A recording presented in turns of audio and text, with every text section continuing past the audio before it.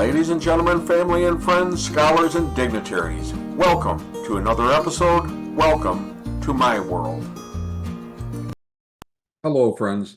One of the best and longest running television franchises of all time was the Western known as The Lone Ranger.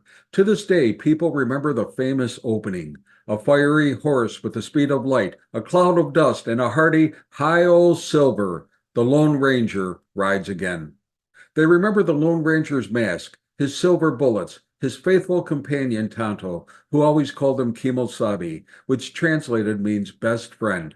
They remember their horses, Silver and Scout, and of course they remembered the iconic opening music score from the William Tell Overture.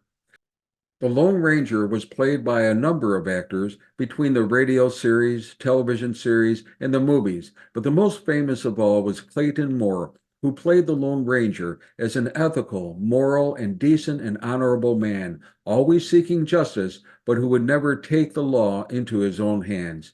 And as an example, the Lone Ranger would never kill anyone. He was an excellent shot, but he would always shoot, if he had to shoot the gun out of somebody's hand. Clayton Moore also carried that theme into his personal life, and for the many years he publicly played the Lone Ranger, even well after the television series ended. He was very strict about that. He felt that he had a responsibility to be accountable to the legend of the Ranger, and he did everything to uphold and promote those desirable characteristics for all the youth that looked up to him and admired the Lone Ranger. He was always sensitive not to have a negative impact on his audience. He never drank or smoked or would swear, and any saloon scene in a series would show him eating or drinking coffee instead of drinking liquor or even drunkenness. And perhaps most important, he always treated Native Americans with the utmost respect. He strove to eliminate racism even in those days, and that is why they always considered him their friend, their Kemosabe. In fact, he was so important to youth and to positive youth development that his legendary mask has been installed in the Smithsonian Institution. His star is on Hollywood's Walk of Fame, and he was placed on a United States postage stamp with his image alongside his horse Silver. So the Lone Ranger had a strict moral code, and that was a code that Clayton Moore himself both adopted, portrayed, and also lived by. And if you think that this may be a bit corny, remember that a lot of boys grew up into hardworking, responsible family men because of this, and because the Lone Ranger taught a moral to the story in every episode. It's the Lone Ranger Creed, and it goes like this. I believe that to have a friend, a man must be one. That all men are created equal, and that everyone has within himself the power to make this a better world. That God put the firewood there, but that every man must gather and light it himself.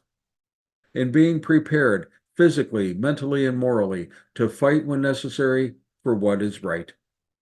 That a man should make the most of what equipment he has. That this government, of the people, by the people, and for the people, shall live always.